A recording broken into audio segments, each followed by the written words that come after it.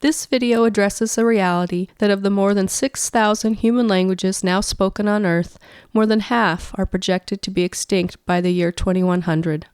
All of the Native American languages of the Pacific Northwest are among those expected to die by the century's end, and the southern interior Salish languages, Colville-Okanagan, Wenatchee-Columbian, Spokane-Kalispel, and Coeur d'Alene are among the most endangered languages of our region. So the question arises for those who wish to preserve and revitalize their languages, what is the most appropriate course of action? How can we save our languages and revitalize the cultures that have nurtured and sustained them for millennia? And why is it important to do so? How do we convey the meaning and value that our languages have for us as individuals, for our families, and for the communities that we come from and are working to rebuild? The destruction and abandonment of human languages represents a loss of a great work of human genius. Each of our endangered languages embodies unique local knowledge of the cultures and natural systems in the region in which they are spoken. These languages are a deep and enduring source of evidence for understanding human history, and the enormous variety of these languages represents a vast, largely unmapped terrain on which linguists, cognitive scientists, and philosophers can chart the full capabilities and limits of the human mind. And as Salish people know, language is the foundation of cultural identity, and cultural identity is in turn the foundation for human happiness and the creation of lived beauty. So how should we proceed? How do we allocate our limited resources to ensure the survival and persistence of Salish language as a dynamic, creative, and nourishing vessel for the Salish people? The answers to these questions are as rich and varied as each of the native communities of the Salish homeland, and it will be to the benefit of every community and Salish person to hear and understand the variety of responses to these questions that are put forth by our elders, teachers, academics, community members, neighbors, and youth. This video aims to share some information put forward by language activist and scholar Dr. Joshua Fishman and to apply his work to the case of Southern Interior Salish. Fishman is a sociolinguist and a Yiddish language advocate and evangelist. He has dedicated his professional and personal life to investigating how communities can maintain and revitalize their languages and cultures and pass them on to future generations. In his seminal work, Reversing Language Shift, Theoretical and Empirical Foundations of Assistance to Threatened Languages, Fishman elaborates a conceptual framework for understanding how languages become endangered and how we can best work to preserve and revitalize them. As part of that work, Fishman developed a graded intergenerational disruption scale, or GID scale, for assessing the level of endangerment that a language faces. The GID scale is the result of Fishman's global research in minority language communities. From Navajo country to the Netherlands, Canada to Catalonia, Fishman studied and documented the efforts of people who are working to strengthen and save their languages. The result is the GID scale, a tool intended to help language activists to understand the challenges they face and direct them toward effective strategies for achieving their goals. Fishman's GID scale rates minority or endangered languages on an 8-point scale, with a Stage 8 language, like most Native American languages, being the most highly endangered, and a Stage 1 minority language being quite strong, like French in Canada.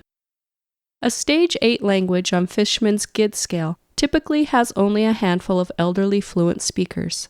These speakers are usually culturally isolated and have few or no opportunities to talk or interact with other fluent speakers. When a language is at Stage 8, it may have been 3 or more generations since children were raised in the language, and there are typically few, if any, new learners of the language. A Stage 7 language, while still highly endangered, typically includes a few culturally active fluent speakers. That being said, a Stage 7 language rarely counts speakers younger than age 60, and few or no children are raised in the language. The majority of human languages are Stage 6 languages. A Stage 6 language on the GID scale is typically spoken by all generations, including grandparents, parents, and children who, together with other families, make up a stable language culture community. While Stage 6 languages are often robust given the strong intergenerational transmission of the language in families, these languages are not typically used in formal education, business, or in government. Stages 5 through 1 on Fishman's GID scale describe increasingly more powerful and entrenched languages that are used in more and more domains of institutional and economic life, including schools, workplaces, and local, regional, and even national government. But our assessment of the GID scale will stop here, because no Southern Interior Salish language is at Stage 6 or lower. The Coeur d'Alene and Wenatchee Columbian languages are at Stage 8 on the GID scale. They are extremely endangered and count only 1 or 2 able-bodied fluent elders. These speakers rarely interact with other fluent speakers, and there are no children being raised in the Coeur d'Alene or Wenatchee Columbian languages. Colville-Okanagan and Spokane-Kalispel are Stage 7 languages with some culturally active speakers. There are approximately 45 living fluent Spokane-Kalispel elders and around 150 fluent Colville-Okanagan elders. Both languages count a few fluent speakers who are in their 50s. A handful of children are being raised in Colville-Okanagan and Spokane-Kalispel by language activist parents and grandparents. As stated before, Fishman's GID scale helps identify how endangered a language is, but also includes recommended strategies for revitalizing languages at each stage. For Stage 8 languages, Fishman shows that language activists should focus on reconstructing their language and training new fluent speakers. In order to save and begin revitalizing a Stage 8 language, fluent speakers should be recorded while addressing important cultural topics, and a reliable program for training new, culturally competent fluent speakers must be put in place. The goal is to establish a small body of culturally active fluent speakers who can empower further language revitalization efforts in the community. For Stage 7 languages, Fishman's research shows that language activists should focus on training new fluent speakers of child-rearing age and on connecting those new speakers to culturally active fluent elders. Activists should work to empower new speakers to raise children in the language and to restart intergenerational transmission of the language. The ultimate goal is to bring current and new fluent speakers together to form a renewed language culture community. In Reversing Language Shift, Fishman also addresses the mistakes that language activists have made while working to save their languages. He points out that these missteps are often simply mismatches between levels of endangerment that a language faces and the kinds of responses that are appropriate to that endangerment. Fishman specifically warns about certain strategies that are associated with failed revitalization efforts for Stage 8 and Stage 7 languages. These strategies often include public school language programs, casual community language classes, cultural events with some language, college and university language classes, media production including radio, websites, computer apps, and television, and linguistic studies and analyses. All of these activities are routinely done by Stage 8 and Stage 7 language communities, and all of these strategies are associated with failure.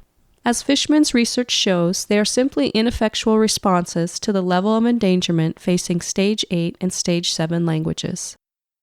There are effective strategies for revitalizing Stage 8 and Stage 7 languages, like Southern Interior Salish, but they focus on reconstructing the language, developing reliable systems for training new fluent speakers, connecting new speakers to culturally active elders, empowering people to raise children in the language, and working to establish a strong language culture community.